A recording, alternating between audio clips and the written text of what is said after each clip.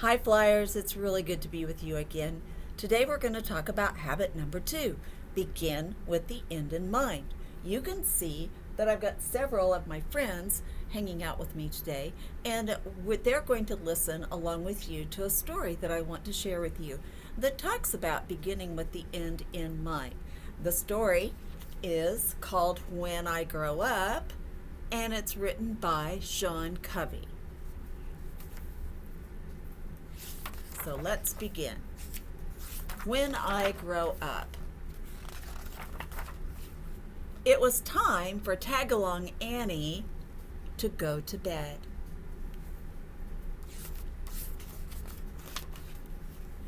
Allie snuggled under her covers as Granny read her a story about a little girl who wanted to grow up. Granny finished the story and gave Allie a hug and a kiss. "Time to go to bed," said Granny.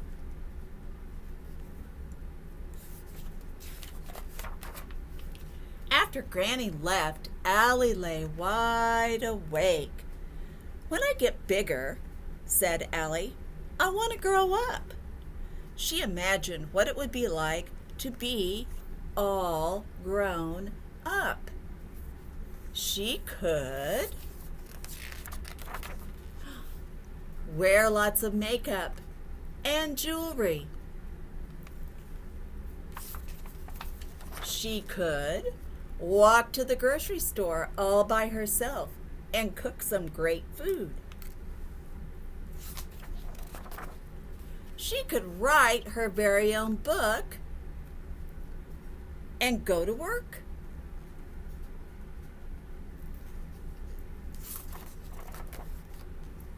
She could hike to Stewart Falls or even go to outer space. But first, Allie said, I need to go to school, do my chores, and get plenty of sleep. Then I can grow up.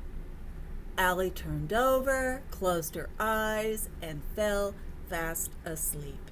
And I think she was dreaming about growing up, don't you? So Allie decided she wanted to be a grown-up. She's going to grow up anyway, but she thought of all the wonderful things that she could do as a grown-up, and she made plans.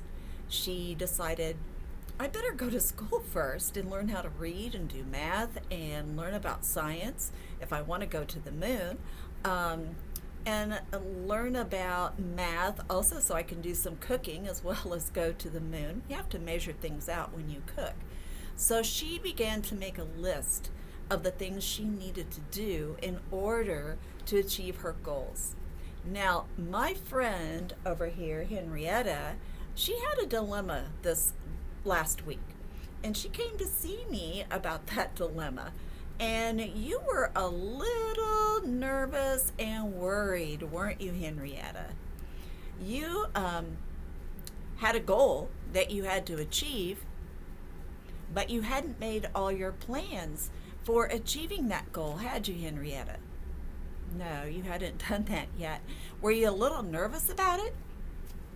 Ah, yes, we had to do some deep breathing to get her calmed down in order to decide where she needed to start, right? Okay. Henrietta knew she needed to lay some eggs. She'd never laid eggs before, right? Okay. And so she knew, though, she couldn't just lay them out in the rain somewhere, right, Henrietta? Okay, so you needed to find a shelter. And did you need a nest? Had you ever built a nest before? I didn't think so. And so you needed to find some material to use to build the nest, correct? So once we decided what she had to do first, second, third, and then she would be ready to lay her eggs. And did you lay your eggs? And do you know what to do the next time? Okay. So sometimes when we don't decide what our goal is And even if we decide what our goal is, but we don't make plans, we don't write down or think of the steps that we need to take in order to achieve our goal, we get kind of nervous and kind of worried about it, like Henrietta. So we need to begin with the end in mind. And Henrietta did that, and now the next time she's going to know exactly what she needs to do. So, do you think the boys and girls should try to apply habit number 2 to their schoolwork this week? Yeah, so if you need to write a report, first of all, let's say it's on the President of the United States. You need to decide first which president, because if you don't, you might find yourself running around like a chicken with its head cut off.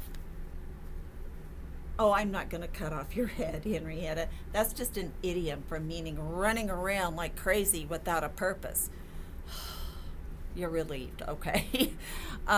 So boys and girls, remember, this week, begin with the end in mind. Set a goal and decide what steps you need to take to achieve that goal.